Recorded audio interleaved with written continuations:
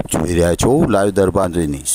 ડભોઈ લોકસભાની ચૂંટણી પૂર્વ દારૂની હેરાફેરી રોકવા ડભોઈ પોલીસ સતર્ક બની છે। ત્યારે ડભોઈ પીઆઈ એસ.જે. વાઘેલાને પાક્કી બાતમી મળી હતી કે એક મહિન્દ્રા કાર વડોદરા તરફ જવાની છે। જે આધારે ડભોઈ બોડેલી રોડ પર પંચોલી નજીક વોચ રાખી બાતમી આધારે કાર આવતા તેને રોકી તપાસ કરતા કારમાંથી 96 વિદેશી દારૂની બોટલો કિંમત 42,720ની મળી આવી હતી। પોલીસને 3 ઇસમની ધરપકડ કરી કુલ ₹4,52,720નો મુદ્દામાલ કબજે કરી આગળની કાર્યવાહી હાથ ધરી છે।